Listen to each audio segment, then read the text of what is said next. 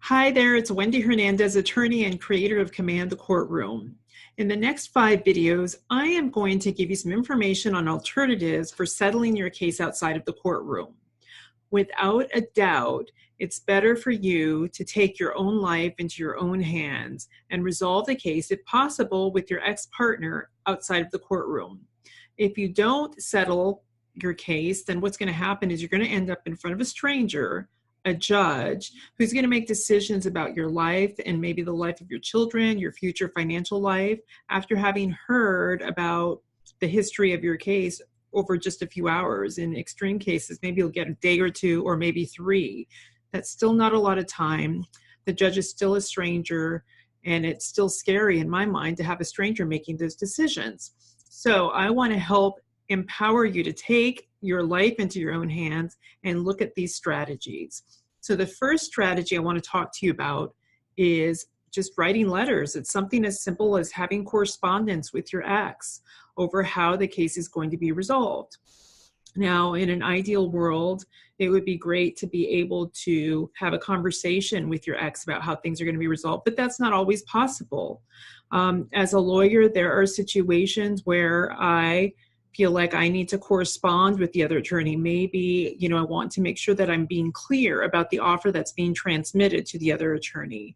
And I want to make sure that nothing's assumed, that all the details are covered. And the best way to do that is by sending an email or a letter to the other attorney.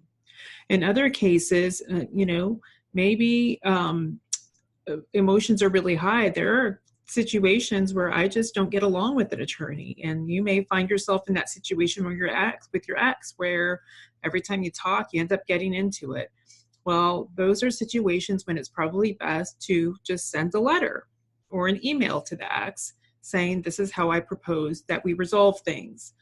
So the first method in this first video is just simply getting clear about what you want, outlining all of the areas that you think you need to be resolved or that need to be resolved in your case, making an outline, and then setting out a proposal about how you want things to be settled. It's that simple. And if your ex sends an email back to you and says, I accept, then really that's a binding contract under the law. And you can take that and run with it and do what you need to do. There's some other steps that you need to take if you get a settlement in this way. Chances are that if you settle, your judge is going to want to see an agreement put into writing in a formal way, in a form that the judge is going to accept, that's required by the rules of wherever you're living. So you can take the letter you sent and your ex's acceptance and put it in the format that's required.